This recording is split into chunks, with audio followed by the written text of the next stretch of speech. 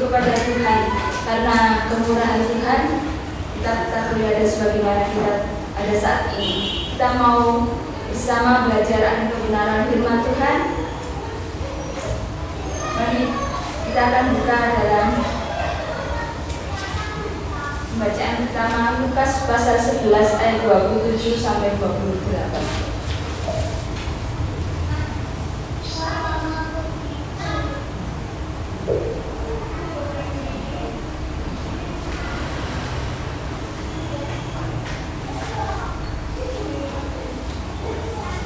Jika Bapak Ibu Saudara sudah mendapatkannya, saya undang kita untuk berdiri bersama, kita akan membaca bersama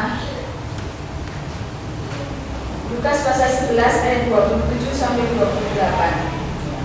Judulnya Siapa yang Berbahagia. Dan ketika Yesus masih berbicara, terseru seorang perempuan dari antara orang banyak dan berkata kepadanya, "Berbahagialah ibu yang telah mengandung engkau dan susu yang telah menyusui engkau." Tetapi ia berkata, "Yang berbahagia ialah mereka yang mendengarkan firman Allah dan yang memeliharanya." Amin. Silakan dimulai. Tema saat ini saya judul seperti berikut ini, siapa yang berbahagia? Bagaimana apa bahagia itu menurut konsep firman Tuhan ya? Setiap manusia yang memiliki cara pandang apa bahagia itu. Di antara yang mengatakan kalau bahagia itu happy, senang ya, sukacita, atau bahagia itu kalau makmur, diberkati. Dan ada seorang motivator dari berkata, janganlah mencemburui kebahagiaan orang lain, sebab kita tidak tentang semua apa yang dia jalani. Memang benar ya, manusia ini mungkin banyak pengalamannya ya, berbagai pengalaman, bahkan banyak pergumulan yang satu sama lain berbeda yang kita mungkin tidak memahami ya, dan sudut kita ini terbatas. Kita kembali ke ini ya, ketika Yesus sedang berkata-kata dengan hikmatnya ya, dan kuasa yang begitu mungkin merusona bagi saat itu orang-orang sedang mendengarnya. Ada seorang perempuan tiba-tiba mungkin terusik ya, wah kok luar biasa ya, Tuhan ini bisa berkhotbah berkata dengan enak, dengan seperti penuh kuasa ya, sehingga dia dalam lamunannya dia berkata, "Berbahagia yang telah mengandung engkau dan susu yang telah menyusui engkau." Padahal pahamkah ia bagaimana pergumulan ibu ini ya, Maria, ibu Yesus, kalau ia harus mengandung dan melahirkan bagi Yesus ya, dimana Maria ini adalah seorang yang masa saat itu dia masih statusnya bertunangan dengan Yusuf, kemudian menerima kabar dari malaikat Gabriel, dia harus mengandung benih dari Roh Kudus, bahkan dia harus terpaksa mengungsi ke Mesir karena Herodes sedang membunuh bayinya. Tahukah perempuan ini tentang kesulitan yang Maria hadapi ya?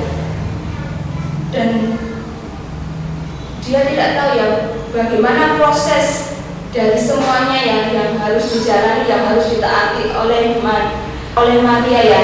Jadi tidak heran kalau Yesus mengatakan berbahagia ialah mereka yang mendengarkan firman Allah dan yang memeliharanya. Maria adalah seorang yang dipakai Tuhan, dipilih Tuhan. Dia percaya, dia taat akan firman Tuhan ya. Dia mau menjalankan apa yang malaikat Gabriel sampaikan itu ya, sehingga dia berbahagia ya.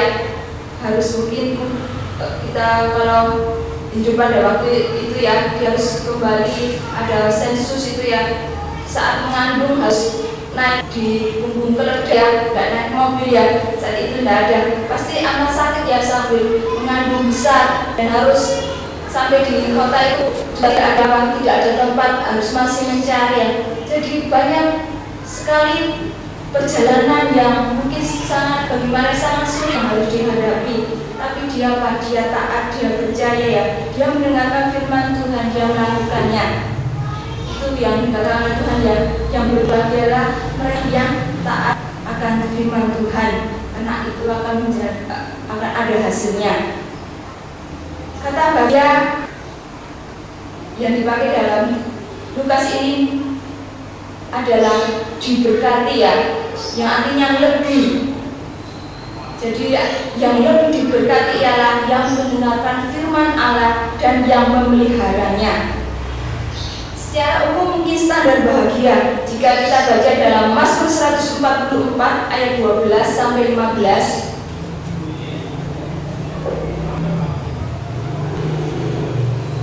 Mazmur 144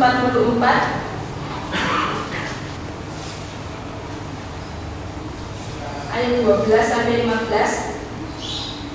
Semoga anak-anak lelaki kita seperti tanaman yang tumbuh menjadi besar pada waktu mudanya, dan anak-anak perempuan kita seperti tiang-tiang penjuru yang dipahat untuk bangunan istana. Semoga gudang kita penuh mengeluarkan beraneka ragam barang.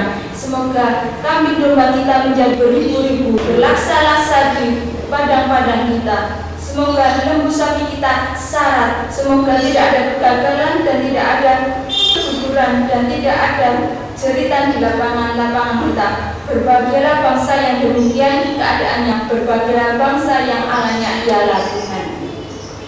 Kalau kita baca di sini secara umum, dan bahagia di sini ada apa aja? Berkat apa? Berkat keluarga ya, anak-anak, lelaki, perempuan, semuanya tumbuh besar, mungkin tumbuh dengan baik, dewasa, menjadi harapan orang tuanya. Lalu kemudian juga apa? Berkat ekonomi, kecukupan ya. Di ayat 13, gudang-gudang penuh, mengeluarkan aneka ragam barang, banyak ternak, beribu-ribu, berlaksa-laksa di padang. Ya, itu ekonomi yang sangat berkecukupan. Juga apa? Mungkin berkat keamanan, pemeliharaan. Di ayat 14, tidak ada keguguran, tidak ada kegagalan, tidak ada jeritan. Secara umum memang itu yang diharapkan oleh setiap manusia ya. Berkat keluarga, ekonomi, keamanan. Tetapi Tuhan Yesus menegaskan yang lebih berbahagia lagi apa? Mereka yang mendengarkan firman Allah dan yang memeliharanya. Dalam 1 Petrus 4 ayat 14.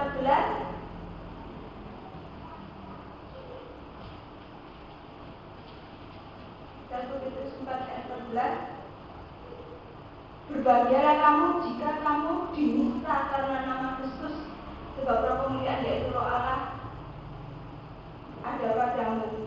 Lalu dalam Yakobus 1 ayat 2, berbahagialah jika kita jatuh dalam berbagai pencobaan di hadapan kita Bapak, tetapi Yesus juga memuji dia ya.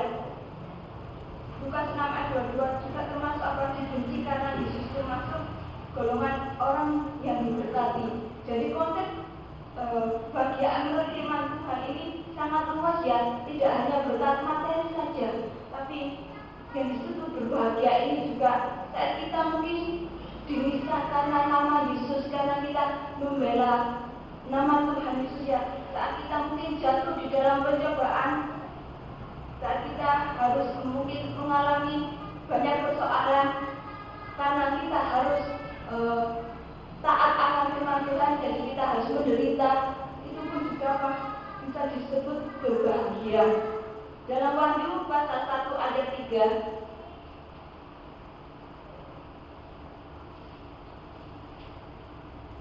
berbunyi, berbahagialah ia yang membacakan dan mereka yang mendengarkan kata-kata nubuat ini dan yang menuruti apa yang ada tertulis di dalamnya, sebab waktunya sudah dekat. Jadi di sini ada tidak hanya berbahagialah yang membaca firman Tuhan, mendengarkan firman Tuhan dan menuruti firman Tuhan ya. Menuruti firman Tuhan ini adalah suatu tindakan yang mutlak, tidak boleh ditawar-tawar. Meskipun mungkin bertentangan dengan pikiran atau logika manusia, tapi kita harus apa? Kita harus taat. Sama seperti Ibu Maria ya, mungkin secara akal manusia, saya ini loh masih bertunangan, saya ini loh belum ada hubungan dengan calon suami saya, tapi kok bisa mengandung, tidak dimasuk akal ya. Tapi karena Maria ini melakukan ya, dia taat pada Tuhan, dan akhirnya dia pun menjadi apa? Disebut wanita yang berbahagia ya, karena dia mendengarkan menaati apa yang firman Tuhan katakan. Itulah yang berbahagia ya, bahkan malah lebih berbahagia, lebih diberkati. Jadi kita hari ini tidak hanya belajar tentang bahagia secara materi saja, tetapi lebih luas lagi dalam firman Tuhan. Seorang pasti ingin hidup bahagia ya, siapapun juga berhak untuk merasakan kebahagiaan di dalam hidupnya.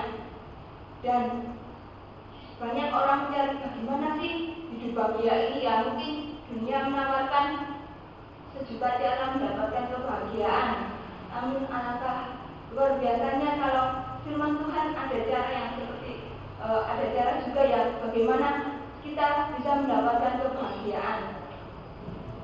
Di sini ada 6 hal yang bisa kita pelajari, yaitu pertama adalah menerima diri sendiri. Apa artinya ini? Menerima diri sendiri. Belajarlah kita untuk apa? Menerima diri kita sendiri ya, mencintai diri kita dengan semua kekuatan kita, mungkin kelemahan kita, kekurangan kita, kelebihan yang ada di dalam kita ya. Jadi kita harus apa? Menerima, mungkin memang kita lahir di lingkungan keluarga yang masih di bawah. Kita harus apa? Mencintai diri kita ya, menghargai diri kita. Jadi menghargai diri sendiri bukan hanya karena berhasil atau karena uang kita banyak atau pendidikan kita tinggi ya, tapi kita harus apa? Lebih bisa menerima diri kita dan menghargai diri kita ya, karena Tuhan sudah menciptakan kita seperti dalam Efesus 2 ayat 10 ya. Bila kita baca dalam Efesus 2 ayat 10,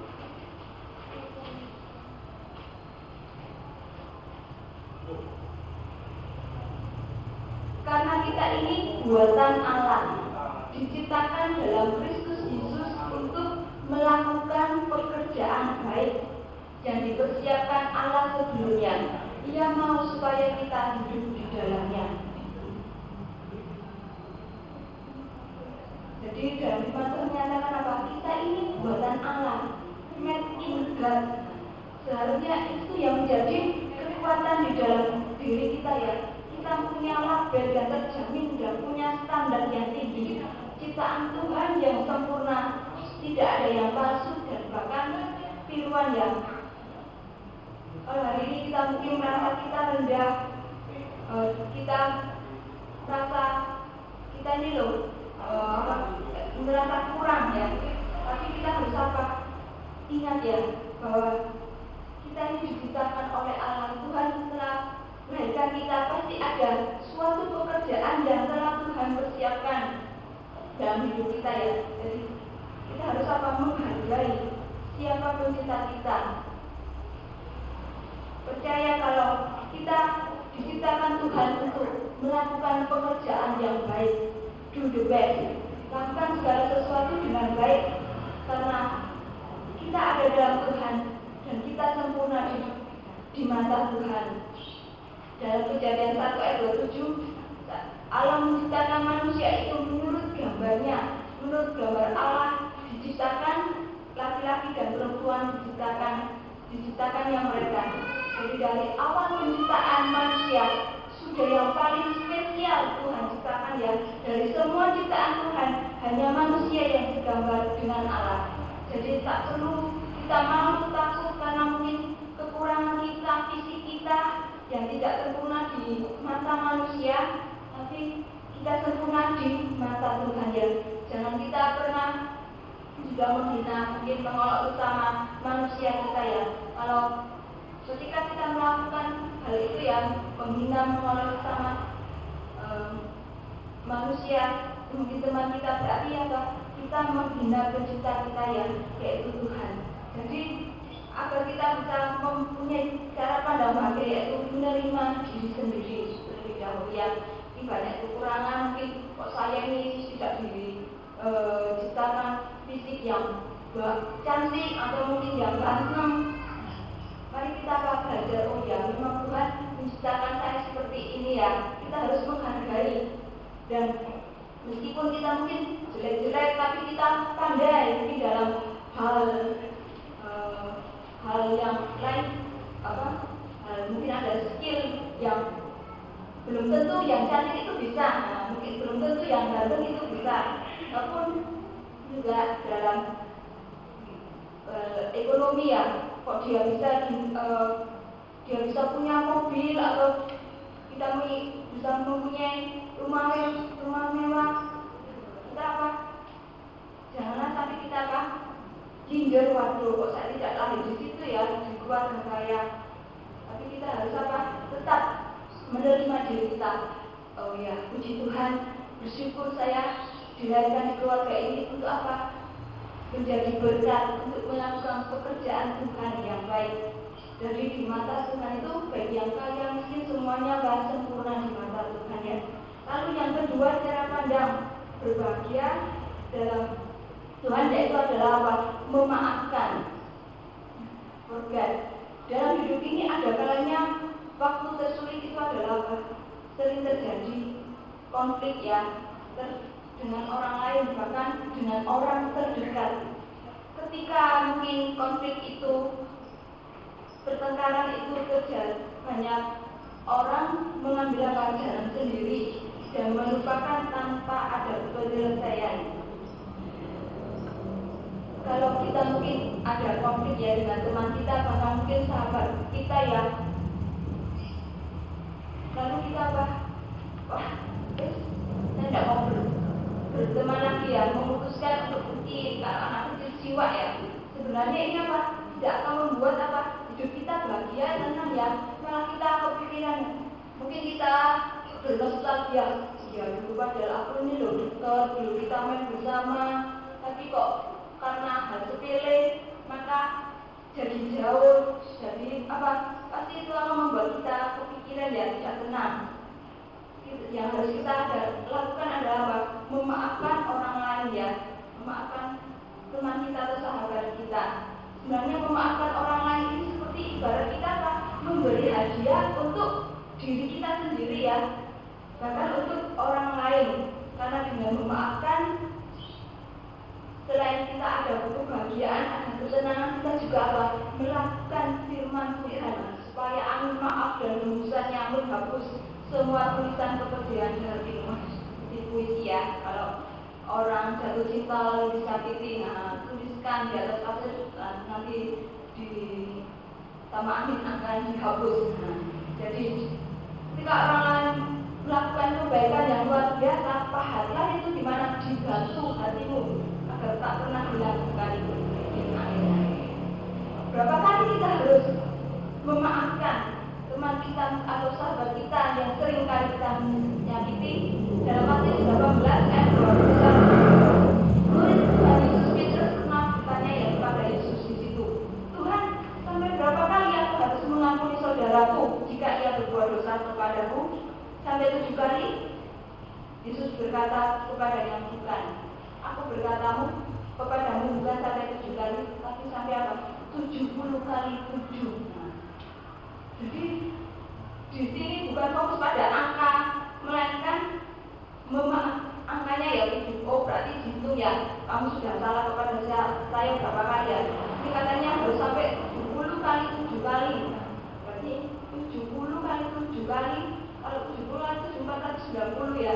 Namun di sini janganlah tidak ada limitnya. Dan ini harus menjadi gaya hidup kita sebagai orang Kristen ya. Selagi kita masih hidup di dunia, setiap hari mesti ada hal yang menjengkelkan, bahkan tidak sesuai dengan apa yang kita harapkan. Tapi yang Tuhan mau adalah kita tetap rendah hati dan memaafkan orang lain. Bahkan di ayat 25. Di situ selain Tuhan mengajarkan sampai berapa kali, itu juga Tuhan apa? Jika kamu berdiri berdoa, ampunilah dahulu sekiranya barang sesuatu dalam hatimu terhadap seseorang, supaya Bapamu yang di surga mengampuni kesalahan-kesalahanmu. Jadi dalam firman Tuhan ini selain Tuhan mengajarkan harus mengampuni juga, kenapa? Supaya Bapa di surga juga mengampuni kesalahan-kesalahan kita ya.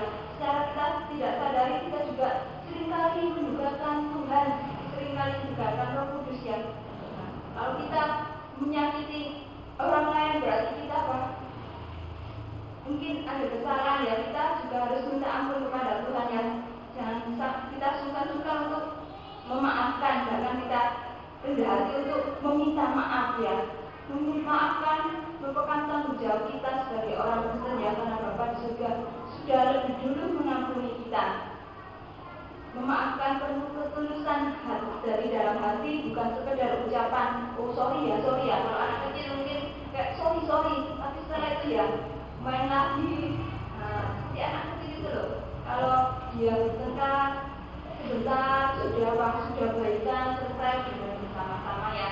Kita pun sebagai orang dewasa juga ya, mungkin ada kesalahan teman-teman kita juga apa, jangan sungkan untuk apa, untuk mungkin meminta maaf dan juga apa, memaafkan. Itu yang Tuhan perintahkan ya, dengan hati yang tulus mengampuni kita harus memaafkan. Lalu yang ketiga, selain tadi menerima diri sendiri, memaafkan, bahagia itu apa? Yaitu berhenti khawatir, stop worry. Banyak orang hanya hidupnya dalam rasa cemas, khawatir mengenai apa yang belum terjadi, sering takut dan tidak tahu apa yang ditakuti ya. Apalagi di dalam masa pandemi ini ya, corona ini, kita bahkan tidak tahu ya. Pandemi ini di awal tahun bulan Maret ya, langsung ada apa, pengumuman sekolah diliburkan, lalu kegiatan-kegiatan kantor WFH, lalu tempat ibadah tidak diperbolehkan ya. Jadi semua ya khawatir ya, aduh gimana ini sekolah anak saya nanti menjadi tingkat yang lebih tinggi, khawatir ya, ada kekhawatiran, ada kecemasan ya, sehingga orang seperti ini apa, tidak bisa menikmati hidupnya ya, dan melupakan arti kebahagiaan ya. Tidak, cerita hidup ini tidak ada yang selalu berjalan dengan mulus ya. Terkadang ada badai hidup, pergumulan dan tantangan buat kita ya. Jangan itu membuat kita apa, takut, khawatir, bahkan cuma kita mulai kendor ya, semangat dikurang atau tidak punya pengharapan. Mari kita apa, berpengharapan kepada Tuhan. Di dalam Mazmur pasal 55 ayat 23,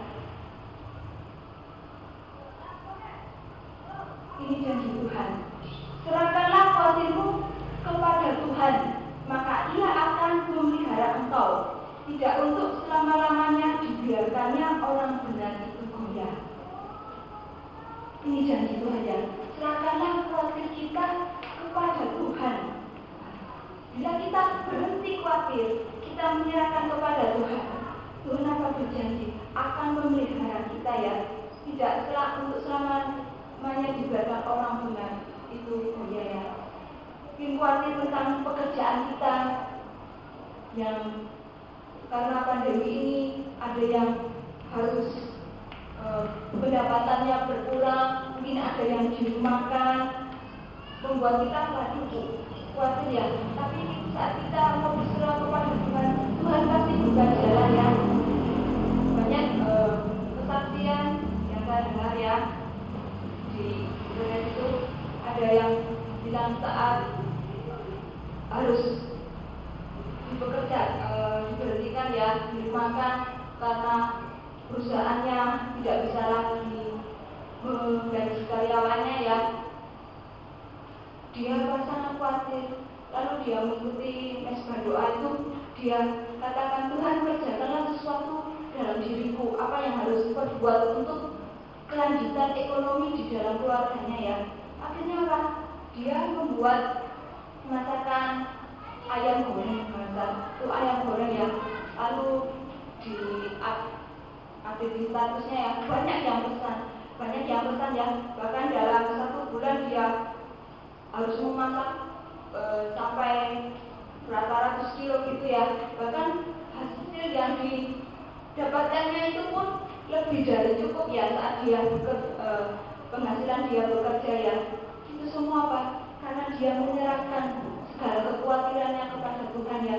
Tuhan memelihara semua kebutuhan anak-anaknya ya, tidak pernah ditinggalkan. Mungkin juga di dalam pasangan hidup yang tidak kunjung datang. Jadi pemuda ya, kita percaya ya, pasti apa? Suatu saat Tuhan akan mempertemukan pasangan hidup yang sesuai ya, yang sesuai dengan kehendak Tuhan. Jangan khawatir ya, anak muda. Kalau tiba saatnya pasti Tuhan akan memberikan yang terbaik. Pokoknya kita menyerahkan segala khawatir kita. Lalu mungkin sakit penyakit juga kita khawatir kok tidak sembuh-sembuh. Waduh, saya khawatir ini mungkin terkena corona, tapi kita percaya Tuhan pasti akan memberikan kesembuhan. Dan masih mungkin banyak kekhawatiran yang selalu menghampiri pikiran kita setiap harinya ya. Tapi Tuhan mengatakan serahkan, surrender ya kepada Tuhan. Berarti serahkan semuanya kepada Tuhan, biarlah Tuhan yang bekerja.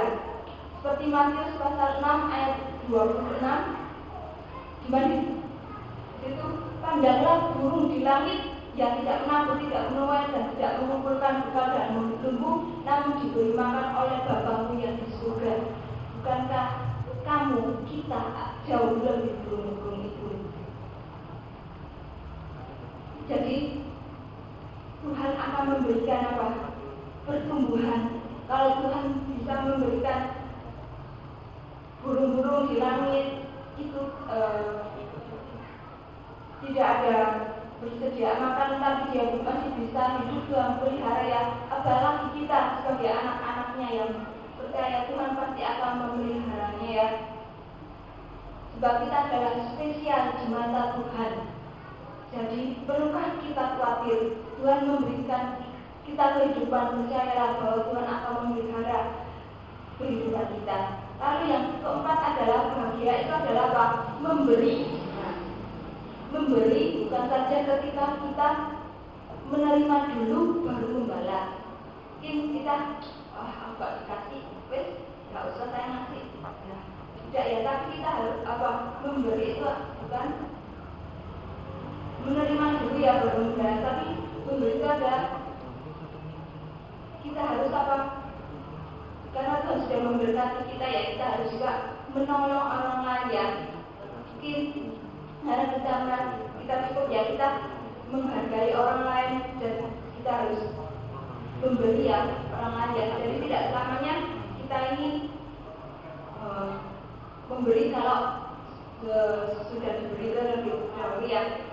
Tangan tidak harus selalu di bawah, tapi cobalah kita melatih diri kita untuk selalu tangan di atas ya. Memberi merupakan hal spesial yang diberikan Tuhan kepada kita. Seperti Jabir Musafat ya, di dalam kekurangannya dia hanya segera mungkin tepung beras ya, tapi dia harus apa? Membuat roti untuk Nabi Elia ya. Dan ternyata apa? Berkat mengalir ya, banyak berkat mengalir dia harus dia memperoleh minyak yang banyak ya, sehingga dia bisa menjual dan dia tidak lagi kekurangan ya. Jadi memberi bukan hanya berbicara tentang materi juga, tapi memberi mungkin tenaga kita, pikiran kita. Mari kita memberi yang terbaik buat Tuhan dan untuk sekeliling kita ya. Memberi ini dengan kerelaan hati yang Tuhan mau, bukan karena terpaksa atau unsur lain. Di dalam 2 Korintus 9 ayat 7,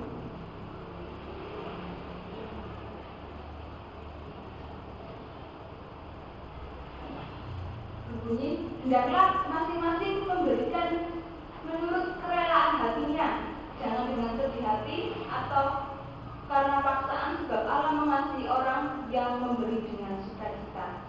Jadi Tuhan ingin kita memberi dengan kerelaan hati, bukan karena terus terpaksa aku masih enggak ya. Tapi Tuhan ingin apa?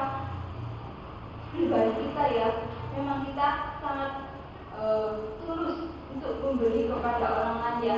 Tuhan sangat mengasihi anak-anaknya yang memberi apa? Dengan sukacita.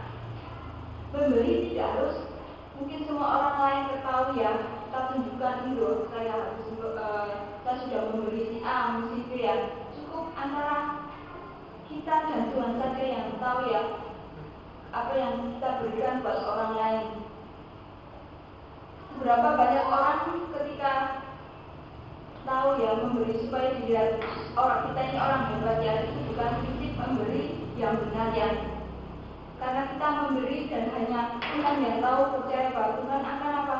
Perhitungkan setiap apa yang kita beri buat orang lain tanpa harus yang lain tahu ya. Dalam Matius 6 ayat 3-4 itu, hendaklah sedekahmu itu diberikan dengan tersembunyi, maka Bapamu yang melihat yang tersembunyi akan membalasnya kepadamu.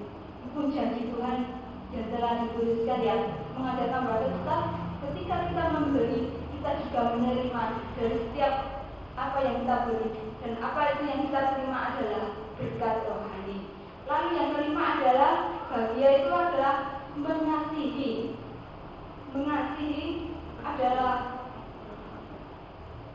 sumber kehidupan ya, yang mengantarkan kita untuk membuat hal-hal yang positif. Tidak semua orang bisa mengasihi dengan cara yang benar. Selalu ada motivasi orang untuk memulai mengasihi ya, baik itu motivasi yang benar maupun yang salah. Terlebih mengasihi untuk orang yang tidak pernah berbuat baik, dengan kita sangatlah sulit kita kasih ya. Mengasihi yang benar adalah kita harus mengasihi diri sendiri dengan benar, dan juga kita mengasihi saudara kita yang lain yang selagi kita mempunyai kesempatan. Dalam Matius 22 ayat 34-40,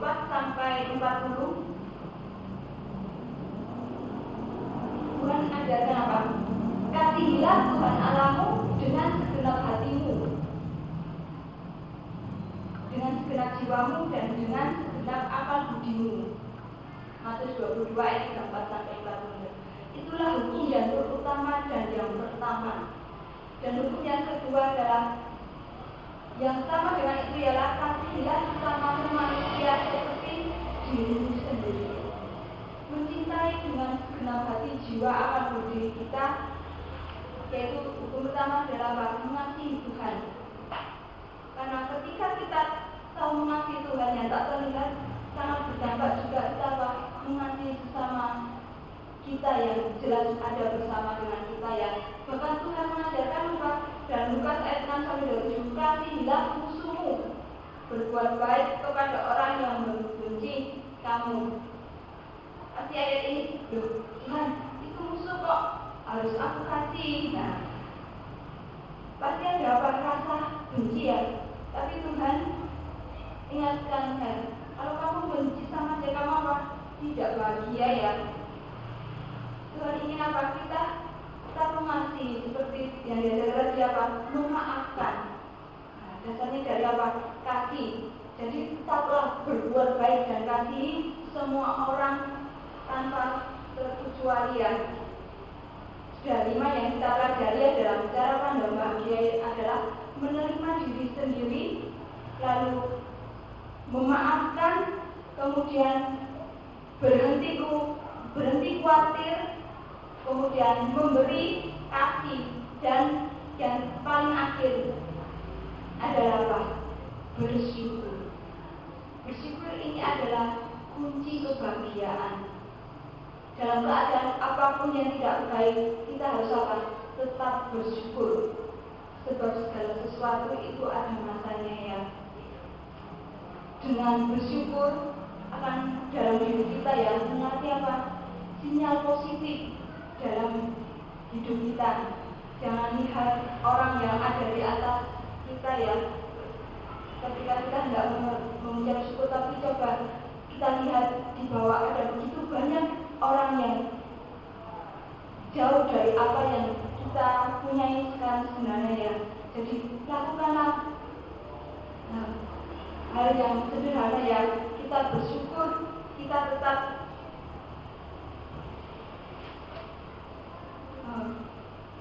mengucapkan syukur ya, meskipun di dalam kekurangan ya, kita harus belajar mencukupkan diri dari dalam segala keadaan ya.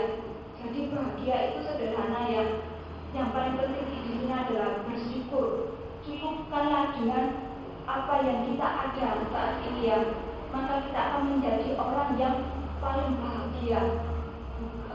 Tidak hanya materi berkat ekonomi atau hal pemeliharaan ya, tapi bersyukur kepada Tuhan dan menaati firman Tuhan yang belajar firman Tuhan, melakukan firman Tuhan. 1 Tesalonika 5:18, mengucap syukurlah dalam segala hal, sebab itulah yang dikehendaki Allah di dalam Kristus Yesus bagi kamu. Dalam suka dan duka tetap bersyukur. Bukan di saat kita sehat saja kita bersyukur, ketika sakit pun kita harus bersyukur, karena dengan sakit dan dengan keadaan kita tidak berdaya di tempat itu ya, itu mengajarkan kita lebih bergantung sama Tuhan dengan kelemahan fisik kita ya. Di saat mungkin kita juga belum mendapatkan pekerjaan yang terbaik, di saat kita masih menganggur, kita juga perlu bersyukur, karena Tuhan ingin melatih menunggu waktu dan pekerjaan yang jauh lebih baik dari Tuhan. Juga bahkan saat kita belum punya pasangan hidup, bersyukur. Di saat menunggu jodoh pun ya, Tuhan lagi memilih Jadi kalau jodohnya masih panjang, Tuhan ini belum memilih ya, merancang pasangan yang terbaik buat kita kelak. Jangan kita berhenti itu ya, berserah kepada Tuhan ya. Tenang, Tuhan ini masih memproses ya. Jadi keadaan baik kita harus bersyukur. Itu akan membuat kita hidup kita berpikiran positif dan kita bisa tetap berbahagia. Kita tidak perlu lagi mencemburui kebahagiaan orang lain ya, karena semua kebahagiaan yang diterima oleh orang lain semuanya ada proses. Kita pun juga ya, kita akan bahagia juga perlu proses dari Tuhan. Dalam ayat terakhir Yesaya 48 ayat 18,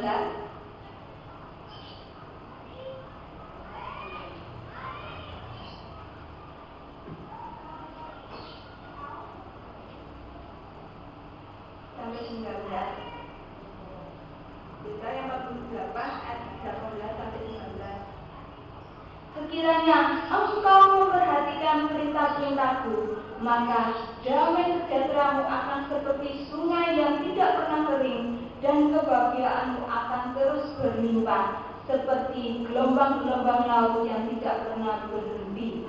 Maka keturunanmu akan seperti pasir dan anak cucumu seperti kersik banyaknya. Nama mereka tidak akan dilenyapkan atau ditiadakan dari hatiku.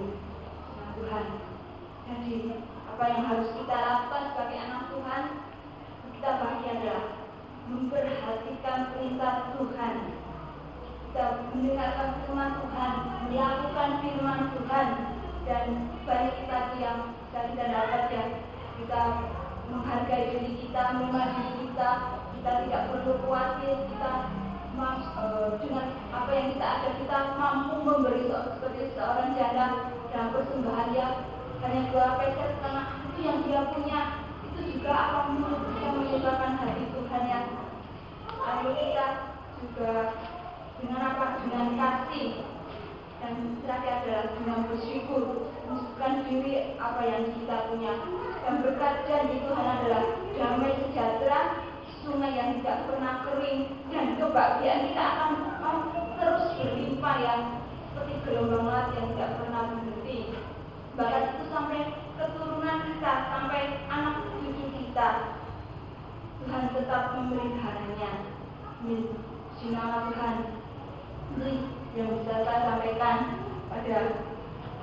Pagi hari ini, siapa yang berbahagia adalah anak-anak Tuhan yang mau menuruti, memperhatikan, melakukan akan firman Tuhan.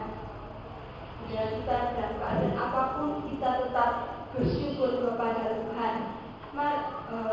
Kita tidak perlu melihat orang lain. Mari kita lakukan hal sederhana yang mungkin dalam sepanjang hari ini sebelum kita tidur, kita ambil kertas atau kita ingat sambil berdoa, oh ya Tuhan, Kau sudah melakukan hal-hal yang baik di dalam hidupku ya. Sepanjang hari ini Tuhan yang beriman.